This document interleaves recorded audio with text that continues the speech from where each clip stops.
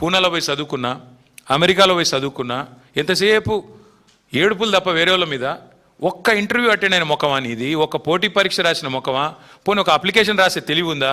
నకలు కొట్టి పాస్ అయినోడివి, గోడల మీద సున్నలు వేసుకుని బతికినోడివి. నీకే ఇంత ఉంటే మరి పిల్లలకి ఎంత ఉండాలా? ఇవాళ ఎవరయ్యా కట్టేది? ఇవాళ ముఖ్యమంత్రి గారు రయ్యమని తిరుగుతున్న ఫ్లైఓవర్లు కట్టింది ఎవరు? ఇంజనీర్లు కదా? హైదరాబాద్లో 42 ఫ్లైఓవర్లు కట్టింది ఎవరు? ముఖ్యమంత్రి కూర్చుంటున్న సచివాలయ భవనం కట్టింది ఎవరు? తెలంగాణ ఇంజనీర్లు కదా? ఇవాళ మీరు కదా ఇప్పుడు ఈ నిమిషం మనం మాట్లాడుతున్న ఈ నిమిషంలో ఎల్లంపల్లి నుంచి పైకి రివర్స్ పంపింగ్ ద్వారా ఇవాళ నీళ్లు లిఫ్ట్ చేస్తూ ఉన్నాం ఎస్ఆర్ఎస్పికి.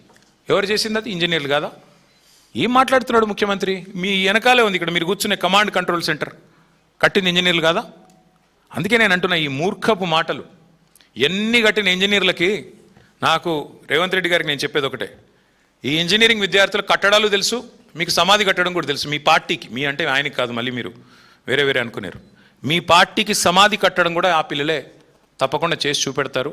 నేను ఇవాళ గడ్డం వేణు తరపున, ఇవాళ రాష్ట్రంలో నిరుద్యోగుల తరపున స్పష్టంగా రాహుల్ గాంధీని, రేవంత్ రెడ్డిని అడుగుతా ఉన్నా, సమాధానం చెప్పు. 2 లక్షల ఉద్యోగాలు ఎప్పుడు ఇస్తావు? ఎలా ఇస్తావు? నీ జాబ్ క్యాలెండర్ ఎక్కడ సచ్చింది? రాహుల్ గాంధీ ఎక్కడ ఉన్నాడు? ఎందుకు ఉలకరు పలకరు ఈ తెలంగాణ యువత అడుగుతున్నారు. సమాధానం చెప్పండి. మిమ్మల్ని వదిలిపెట్టాం. డ్రామాలతో ఇంకా ఎన్ని రోజులు ఏమార్చలేరని చెప్పి మళ్ళొకసారి విజ్ఞప్తి చేస్తూ, అసెంబ్లీ సమావేశాలు కూడా పెడతారని చెప్తున్నారు తొందరలో. తప్పకుండా అందులో మా వైపు నుంచి ఒకటే ఎజెండా పెట్టుకుంటాం. అసెంబ్లీ సమావేశాలు పెట్టవలసిందే, 15 రోజులు నడపాల్సిందే. ఆ 15 రోజుల్లో తప్పకుండా తెలంగాణ యువత ముఖ్యంగా ఏదైతే ఇవాళ ప్రశ్నిస్తున్నదో 2 లక్షల ఉద్యోగాల గురించి, తప్పకుండా దాని ఒక ప్రధాన అంశంగా, ప్రధాన ప్రతిపక్షంగా మేము పట్టుబడతాం, ప్రభుత్వాన్ని నిలదీస్తామని చెప్పి కూడా యువతకి విజ్ఞప్తి చేస్తూ, దయచేసి ఎవరు కూడా తనువు చాలించవద్దని, దయచేసి ఎవరు కూడా ఆత్మస్థైర్యాన్ని కోల్పోవద్దని మళ్ళొకసారి ప్రార్థిస్తూ మీ అందరికీ ధన్యవాదాలు.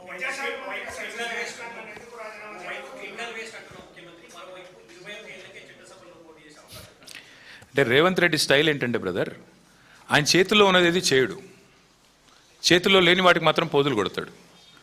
మంచి సామెత ఒకటి ఉంటుంది, ఇక్కడ మీకు తెలుగు వచ్చిన వాళ్ళకి బాగా తెలుస్తుంది. గాలికి పోయే పేలపిండి కృష్ణార్పణం అన్నాడు వెనకటికోడు. మన వల్ల అయ్యేది లేదు, పోయేది లేదు. 21 ఏళ్లకు చట్టసభలో అడుగుపెట్టాలని నిర్ణయం చేసేది పార్లమెంటు. శాసనసభలో తీర్మానం చేస్తే ఏమి, చేయకపోతే నేను అడిగినోడేవాడు. నువ్వు చేయాల్సింది ఏంటి రేవంత్ రెడ్డి? నువ్వేం చేయాలి? 10వ తరగతి పాస్ అయ్యే పిల్లలకి 10,000 రూపాయలు ఇవ్వు. నువ్వేగా చెప్తివి. 12వ తరగతి పాస్ అయ్యే పిల్లలకు 15,000 ఇవ్వు. డిగ్రీ పాస్ అయిన పిల్లలకి 1,00,000 రూపాయలు ఇవ్వు. పీజీ పాస్ అయిన పిల్లలకి చెప్తివి కదా 5 లక్షలు ఏదో, అవి ఇవ్వు. స్కూటీలు ఇవ్వు. పిల్లలకి నిరుద్యోగ భృతి ఇవ్వు 4,000. యూత్ డిక్లరేషన్లో, విద్యార్థి డిక్లరేషన్లో నువ్వేదైతే జెన్ జీ అంటున్నావో ఆ జెన్ జీకి నువ్వు ఇచ్చిన హామీలు నిలబెట్టుకు. ముందు నీ చేతిలో ఉన్నది ఇవ్వవు. ఇప్పుడు ఇట్లాగే బీసీ రిజర్వేషన్ విషయంలో కూడా ఇట్లే మోసం చేసినాడు. రిజర్వేషన్లు అని చెప్పి ఇక్కడ తీర్మానం పాస్ చేస్తాడు, ఢిల్లీకి పంపుతాడు, మోడీ ఆపాడు అంటాడు. మరి బీసీలకు 1,00,000 కోట్లు నువ్వే ఇవ్వాలి కదా, నువ్వు ఇచ్చిన హామీనే కదా, అదెందుకు ఇవ్వవు? పోనీ బీసీలకు 42% వాటా ఇస్తాను ప్రభుత్వ కాంట్రాక్టులలో, అవెందుకు ఇవ్వవు? నువ్వు ముందు నీ చేతుల్లో ఉన్నవి, నీ చెప్పు చేతుల్లో ఉన్నవి, నీ ప్రభుత్వ ఆధీనంలో ఉన్నవి వాటిని నెరవేర్చు. పిల్లలకు కూడా నేను అనేది, ముఖ్యమంత్రి గారు నీ తీర్మానం నాలుక గీకేసి పారేసుకోవడం కూడా పనికిరాదు. నీకు తెలుసు, నాకు తెలుసు. అది నువ్వు ఇవ్వాల్సింది, నువ్వు చేయాల్సిన పని ఏంటి? పిల్లలకి నువ్వు ఇచ్చిన వాగ్దానాలు 2 లక్షల ఉద్యోగాలు ఇవ్వు. పిల్లలకి నువ్వు చెప్పిన విద్యా భరోసా కార్డు ఇవ్వు. గురుకుల పాఠశాలల్లో 150 మంది పిల్లలు చచ్చిపోయారు ఇప్పటికీ, వాటిని పట్టించుకో. విద్యా హక్కు చట్టాన్ని తుంగలో దొట్టే విధంగా మాట్లాడుతున్నావు. 27,000 ఉన్న స్కూళ్ళని 4,000కు పరిమితం చేస్తా అని మాట్లాడుతున్నావు. విద్యా హక్కు చట్టం తెచ్చింది శ్రీమతి సోనియా గాంధీ గారి ప్రభుత్వం, యూపీఏ చైర్పర్సన్గా. అది తెలుసుకో, కనీసం చట్టాలన్న అవగాహన చేసుకో. అది చేయకుండా టైంపాస్ కార్యక్రమం చేస్తాను, 21 ఏళ్ళకే నేను పంపుతాను చట్టసభల కంటే నాలిక గీకేసి పారేసుకోవడానికి కూడా ముఖ్యమంత్రి చేసే తీర్మానం పనికిరాదు.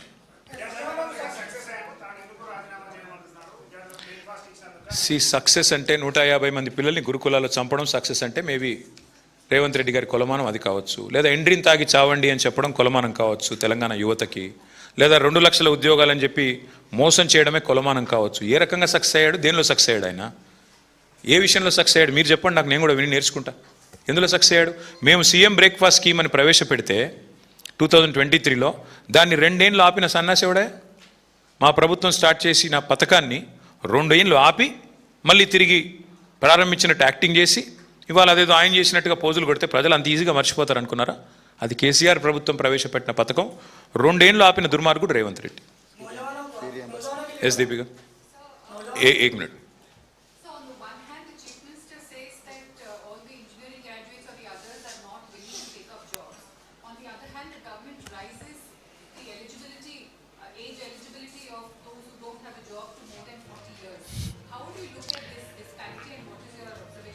No, I'll tell you two things, ma'am. One, the Chief Minister is clueless when it comes to certain things.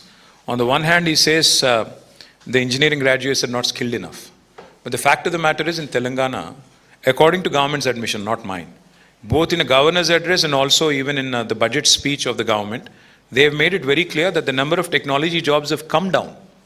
Back in 2023, when we were in government, the total number of technology jobs, according to NASSCOM and STPI, was 9,46,000. It has come down by 7,000. It is now 9,39,000. First, the government needs to answer the question on how and why the tech jobs are coming down in Telangana. What is the reason for that? Is it because the engineers are not skilled enough, like the Chief Minister is saying? Or is it because the Education Ministry has failed? Or is it because employment opportunities are drying up? Or is it because of artificial intelligence? What is the cause? Firstly, they need to address it, number one. Number two, in fact, this government, this